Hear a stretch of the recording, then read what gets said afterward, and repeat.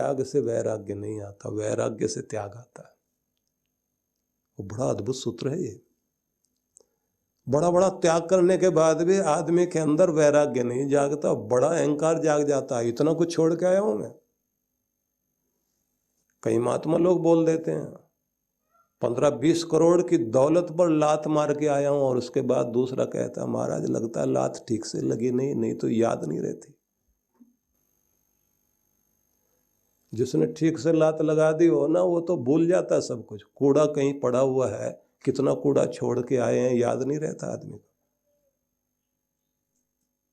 किसी समय में यहाँ भी, क्योंकि दिल्ली का सत्संग चल रहा है और पीतमपुरा और रोहिणी क्षेत्र, और जहाँ पर अभी टीवी टावर है, हम लोग इधर से निकलते थे किसी समय में, और यहाँ कूड़े के पहाड़ और कूड़ा फैला होता था।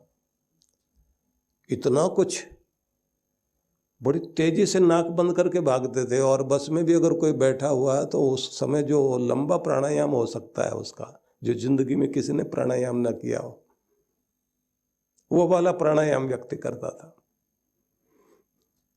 तो कोई कूड़ा छोड़ दे, उसकी स्मृतियां हर दिन याद करेगा ऐसा नहीं है, लेकिन जो कुछ व्यक्ति खुद खुशी से किसी चीज को त्याग करके भूल जाए, उसमें व्यक्ति को अपने आप आनंद आता है। ये बात ध्यान रख लीजिए कि वैराग्य जब जाग जाएगा आपको, तो त्याग अपने आप होने लग जाएगा कि क्या क्या छूट गया पीछे। जहां मैं आ गया हूं, कौन कौन से स्टेशन पीछे छूट गए। तो हम बढ़ते हैं आगे। तो मैंने आपसे कहा कि एक शक्ति आपके अंदर, आपकी रीढ़ से शुरू होती है, उसी को महाकाली शक्ति भी कहते हैं, और वही वैष्णवी बनती है जब हृदय में आती है, और भद्रकाली बनती है जब आपके नाभि केंद्र में आती है, और जिस समय वह आपके सिर में सहस्रार तक आकर के पहुंचती है, तब वो गौरी कहलाती है। और तब शिव और गौरी, तो गौरी शंकर वाला स्थान फिर बनता है, और वहाँ से महोत्सव शुरू होता है। तो ये एक क्रम है। और इसी में आगे फिर ये कहा गया है, आपूर्यमाणम अचलम अप्रतिष्ठम समुद्रम मापः प्रविशन्ति यद्वत् तद्वत् कामायम प्रविशन्ति सर्वे स शांतिम आपनोति न काम कामे। समुद्र में जिस तरह से बहुत सारी नदियां आकर के समा जाएं, तो समुद्र को कोई फर्क नहीं पड़ता, वो वैसा का वैसा ही शांति स्थिर रहता है। और कितना ही पानी उसमें से ऊपर चला जाए बादलों में, तो भी उसे फर्क नहीं पड़ता कि कामनाएं अच्छाई और बुराई की, सुख दुख की लहरें तुम्हें छुएंगी जरूर। कुछ अनुकूल चीजें आएंगी, कुछ प्रतिकूल चीजें आएंगी, लेकिन तुम अगर समुद्र बन करके शांत होकर बैठे हो, तो फिर एक बात ध्यान रखना, परम शांति तभी तुम पाओगे। और आगे जाकर के श्री कृष्ण भगवान एक शब्द बोलते हैं, ऐशा ब्राह्मी स्थिति। यही ब्राह्मी स्थिति है अर्जुन, कि व्यक्ति ब्रह्म को प्राप्त जब कर जाता है, परमात्मा से जब जुड़ जाता है, तब उसकी स्थिति ऐसी घटती है, उसको इन सब चीजों से कोई फर्क नहीं पड़ता। और एक बात ध्यान रख लेना, जिन लोगों ने अपना कर्तव्य निभाने में, जैसे देश के लिए काम करने वाले लोग जो थे, उन्होंने अपने देशभक्ति को भी भगवान की भक्ति से कहीं बढ़कर मान लिया था। तो उन्होंने क्या क्या कुर्बानी दी, उन कुर्बानियों के पीछे भी उनको ये लगा कि ये भी एक आहुति जा रही है इस हवन कुंड में, जो राष्ट्र की बलिवेदी के लिए हवन कुंड लगाया गया है। तिलक के समय में लोकमान्य तिलक कोर्ट में क्रांतिकारियों को बचाने के लिए मुकदमा लड़ रहे थे, और उसी समय उनके घर से सूचना दी गई, टेलीग्राम आया कि पत्नी नहीं रही। तो आप समझ लीजिए कि उन्होंने पढ़ने के बाद उसे पॉकेट में रख लिया, और उसके बाद फिर कुछ लोग इसका उदाहरण इस तरह से देते हैं कि वो गीता भाष्य लिख रहे थे जेल में बैठे हुए। ऐसा भी एक उदाहरण दिया जाता है कि उस समय ये घटना घटी थी। कि जेलर ने ला करके उनको टेलीग्राम दिया कि तुम्हारी चिर संगिनी जीवन में साथ निभाते निभाते विदाई ले गई।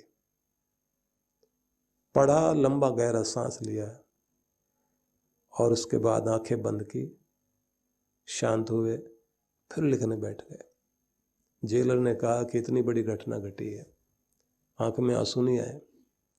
बोले सब आंसू मैंने भारत माता के लिए पहले अर्पित कर दिए थे और अब तो सिर्फ एक प्रार्थना हुई है कि इस भारत माता के आज़ादी के हवन कुंड में मेरे परिवार की एक आहुति और आज चली गई है,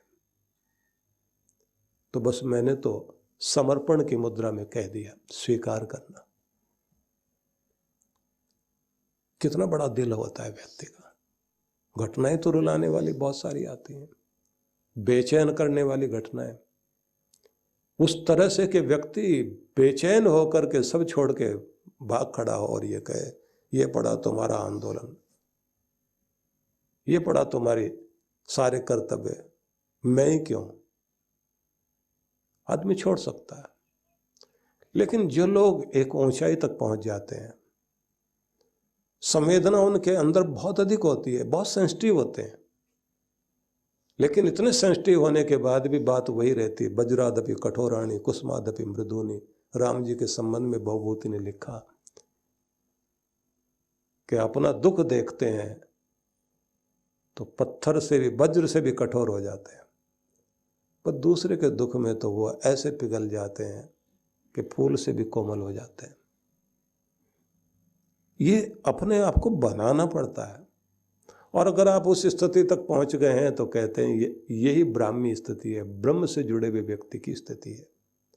और आगे चल करके कहा विहाय कामान्य सर्मान पुमांश्चरते निष्प्रिय निर्ममो निरहंकार सह शांतिम अधिगच्छति। ये परम शांति उसे मिलेगी जो अपनी कामनाओं को, स्पृहा को, लालसा को, अपने आसक्ति के भाव को, जहां जहां भी अटैचमेंट आदमी की है और जहां जहां भी किसी चीज को लेकर आदमी घमंड करता है, वो सबको त्याग कर जब सहज और शांत हो जाए, वो कहते हैं तब व्यक्ति के जीवन में शांति आती है।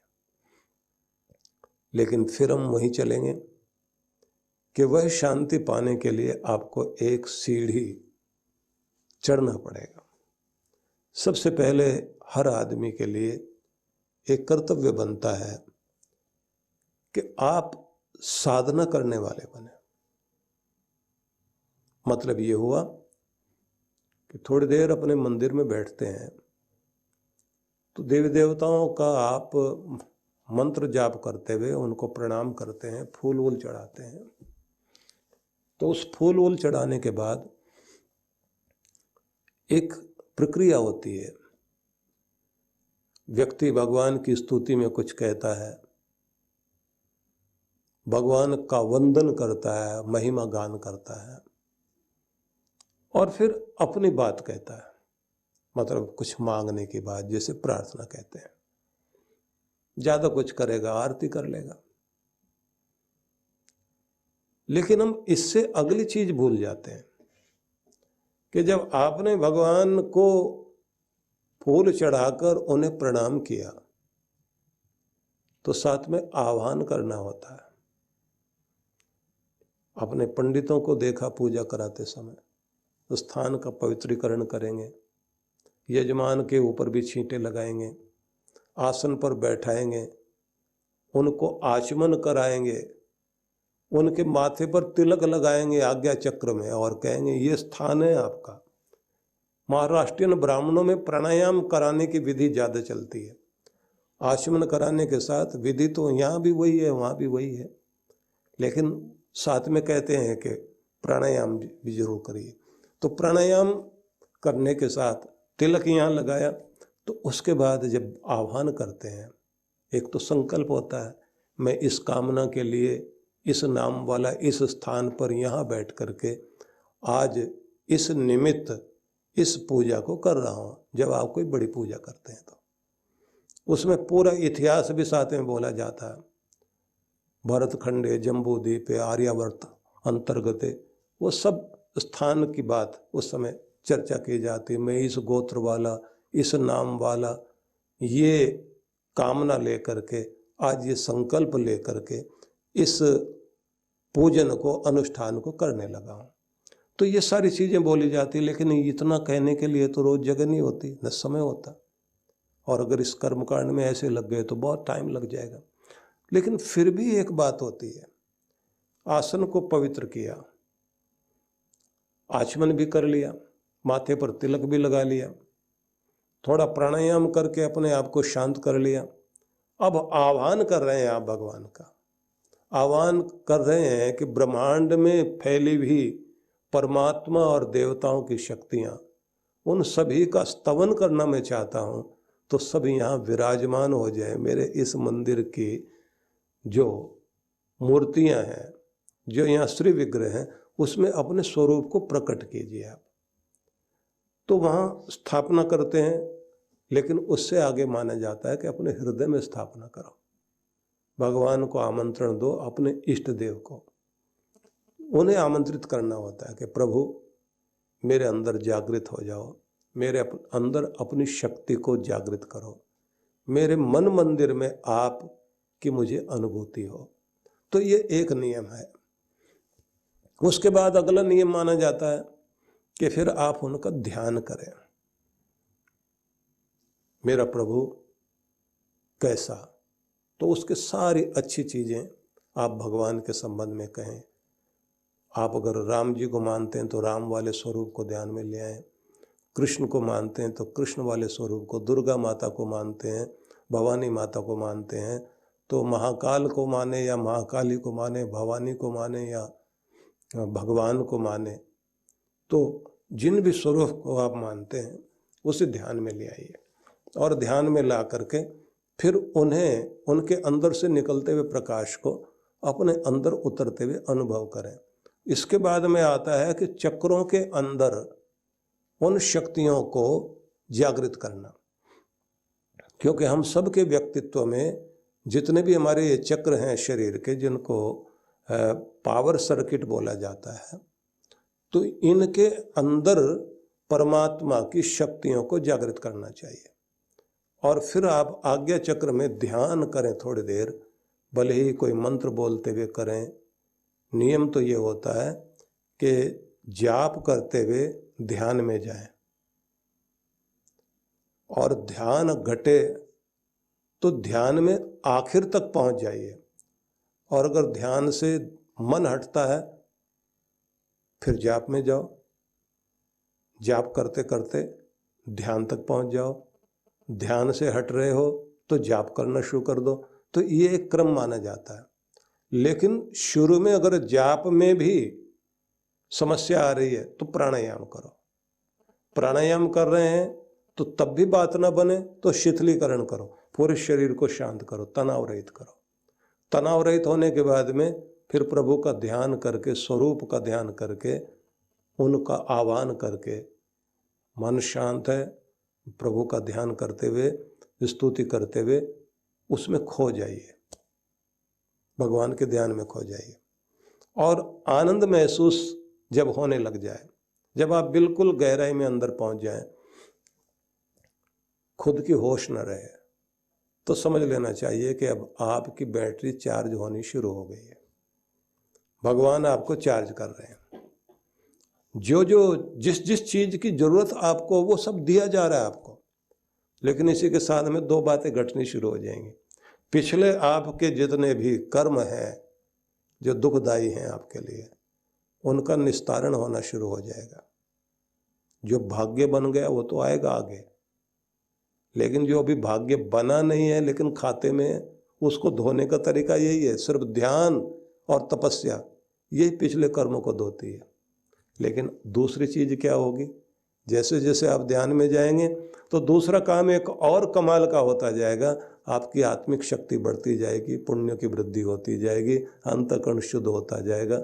इसलिए सब महान पुरुषों ने एक ही बात कही है कि आप अपने जीवन के 60 वर्ष तक का जो भाग है वो पूजा पाठ सत्कर्म तो जारी रखो, अपनी रोजी रोटी कमाओ, लेकिन एक समय ऐसा आ जाना चाहिए जब आप पूरी तरह सेवा और साधना को समर्पित कर दें। अब ये बड़ा कठिन लगता है सबको, क्योंकि जैसे जैसे उम्र आगे बढ़ती जाती है पोते पोतियों का मोह बहुत ज़्यादा जागता है और फिर छोड़ना बहुत मुश्किल होता है। इसलिए आखिर में जो रुलाती है चीज़ वो सिर्फ मोह रुलाती है। मोह बहुत भयंकर चीज़ है। मोह से छूटना आसान बात नहीं है। एक एक चीज़ से विदाई ले लें तो ही हमारा कल्याण हो सकता है। तो इसलिए मैं कुछ चीज़ें आपको निवेदन करना चाहता हूँ। अनेक भोगों की कामना व्यक्ति को जिंदगी में कभी शांति नहीं लेने देती। आदमी के जीवन में अशांति ही सबसे बड़ा दुख है कि मुझे ना घर में शांति, ना अपने कारोबार वाली जगह में शांति, हम तो परेशान हैं, ना रिश्तों में कोई शांति। तो जिंदगी में जब अशांति है तो फिर कहीं भी ढूंढने चले जाइए, वो शांति जब तक आपकी जिंदगी में अंदर खो गई है तो बाहर ढूंढने से नहीं मिलेगी। इसलिए जो ये कहावत कही जाती है ना कि शांति खो गई है घर परिवार में और ढूंढने जाता हरिद्वार में, तो हरिद्वार में थोड़ी मिलेगी, बल्कि वहाँ तो और मुसीबत हो जाएगी। और कोई घर से दुखी था बेचारा, घर से दुखी था तो रोज कहता था कि मैं छोड़ के चला जाऊंगा, साधु बन जाऊंगा। एक दिन पत्नी ने झाड़ू पकड़ा और कहा निकल बाहर, तू बन साधु जो भी बनना है। अब बेचारा जोश में आके बन तो गया, लेकिन वहाँ 3 दिन हो गए भूखा प्यासा घूम रहा है, कहीं कोई पूछ नहीं रहा। अब सोचे तो वापस जाए कैसे। एक जगह कोई साधु बैठे थे, उनसे जाके बोला महाराज मैं भी चेला बनना चाहता हूँ और ये तो कपड़े ऐसे पहन लिए, सच्चा साधु बनना चाहता हूँ। बोले घर में झगड़ा हुआ था। बोले महाराज आपको पता कैसे लगा? बोले ये 5 दरी बिछा के बैठे हुए हैं, ये भी वही हैं। छठा तू भी बैठ जाकर।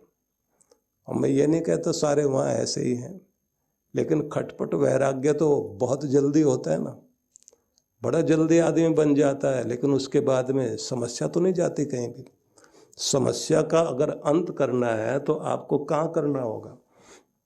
सबसे पहले जहाँ जो चीज़ खोई है वहीं तो ठीक करना होगा ना।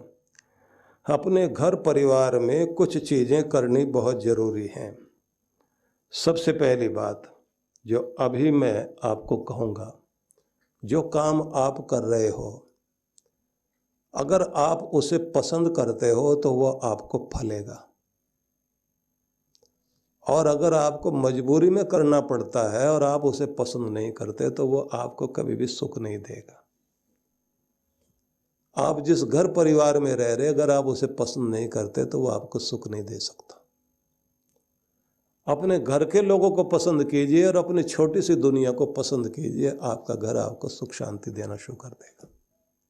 दूसरी बात और ध्यान रख लीजिए, उत्साहित होने के लिए आप कितनी भी सारी चीज़ें ढूंढ लेना, उत्साहित होने का नाटक भी अगर करोगे तो उत्साह जीवन में आना शुरू हो जाएगा, और निराशा का नाटक करना शुरू कर दोगे तो निराश होने लग जाओगे। इसलिए कभी भी नाटक में भी निराशा की बात मत करना। अगर ना भी उत्साह हो जिंदगी में तो भी उत्साहित होने का नाटक करने की कोशिश कीजिए। अगर आप खुश नहीं भी हैं तब भी खुश होने का नाटक कीजिए, खुशी आपके जीवन में उतर आएगी। और अगर आप दुखी और क्रोधित होने का नाटक करोगे तो जिंदगी में क्रोध उतर आएगा। इसलिए आगे की बात कल चर्चा करेंगे।